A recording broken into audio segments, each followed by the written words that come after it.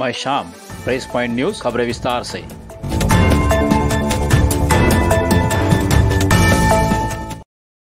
पनवेल के पेंद्रे गांव में एक विवाहित ने बेटी के साथ आत्महत्या की। पिता का आरोप, मेरी बेटी और पोती की हत्या हुई है। 1 महीने बाद भी आरोपी गिरफ्तार नहीं। गांव और आसपास के नागरिकों ने तलोजा पुलिस स्टेशन पर विरोध प्रदर्शन किया। पनवेल के पेठाली गांव में एक विवाहित को बेटा न होने के कारण ससुराल वाले ने जबरदस्त प्रताड़ित किया। माँ बाप से पैसे की मांग की गई। बेटा होने के लिए डॉक्टर और तांत्रिक की सलाह पर उसे 1 साल तक मूंग की दाल, चावल और पपैया खिलाया गया।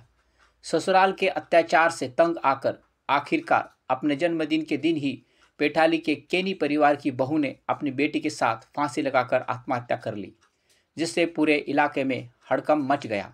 हालांकि अभी तक आरोपियों को गिरफ्तार नहीं किया गया है, जिसके कारण तलोजा पुलिस की कार्यप्रणाली पर गुस्सा और संदेह जताते हुए नागरिकों ने आज पुलिस स्टेशन पर प्रदर्शन किया।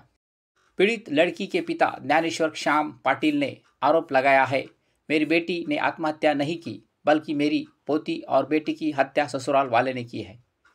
पनवेल तालुका के पेंद्रे गांव के ज्ञानेश्वर श्याम पाटिल की बेटी सोनम का विवाह 23 मार्च 2018 को तलोजा के पेठाली गांव के अभिषेक बाड़ाराम केनी के साथ हुआ था। पहली बेटी के जन्म के बाद से ही सास और 4 नंदे उसे मानसिक रूप से प्रताड़ित करती थी। उसे ताने देते हुए कहा जाता था, तू अपने घर से कुछ लेकर नहीं आई, हमने अपनी बेटियों को 5-5 एकड़ ज़मीन दी, तेरे बाप ने कुछ नहीं दिया। सोनम को बेटा पैदा करने के लिए कई तरह के वैद्यकीय उपचार कराए गए और तांत्रिकों के पास भी ले जाया गया। 19 जुलाई 2024 को उसकी दूसरी बेटी हुई। सास उसे मानसिक रूप से प्रताड़ित करती थी। दूसरी बेटी के जन्म के बाद पति का व्यवहार भी बदल गया और वह भी उसे परेशान करने लगा। 25 सितंबर 2024 को दूसरी बेटी बीमार पड़ी। सोनम ने अपने पिता को बताया कि वे उसे खारघर के अस्पताल ले जा रहे हैं, लेकिन कुछ देर बाद सोनम के मरने की खबर आई। हालांकि बेटी स्वस्थ थी। फिर सुबह दूध पिलाने के बाद अचानक उसकी मौत कैसे हो गई, इस पर सोनम के माता पिता को संदेह है।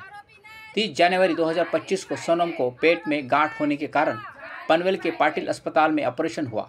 ठीक होने पर उसे पेंद्रे लाया गया, लेकिन पेठाली लौटने पर पति अभिषेक, सास और नंदे ने भी प्रताड़ित किया। उससे घर के सारे काम करवाए जाते थे। उसे कहीं बाहर जाने नहीं दिया जाता था।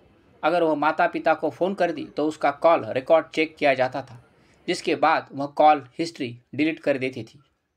24 अप्रैल को सोनम ने 8 पन्नों की सुसाइड नोट लिखकर शाम 4:30 बजे साड़ी से फांसी लगा ली। उसकी 4 साल की बेटी देवांशी भी बेड पर मृत पाई गई। डॉक्टर ने कहा कि बच्ची की मौत दम टूटने से हुई, लेकिन दीवार पर हमने जहर खाया है लिखा था।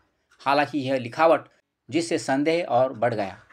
घटना के बाद पुलिस और परिवार को 2 घंटे बाद सूचना दी गई। पति ने दावा किया कि वह शाम 5 बजे घर आया और दरवाज़ा खोलने पर सोनम और बेटी मृत मिली।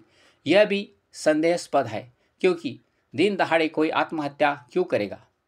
1 मई को तलोजा पुलिस में शिकायत दर्ज की गई, लेकिन 40 दिन बाद भी आरोपी गिरफ्तार नहीं हुए।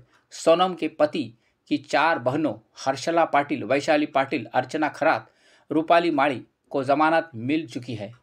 ज्ञानेश्वर पाटिल ने कहा, मेरी बेटी ने आत्महत्या नहीं की, बल्कि केनी परिवार ने हत्या की है। अगर जल्द गिरफ्तारी नहीं हुई तो मैं अमरण अनशन पर बैठूंगा।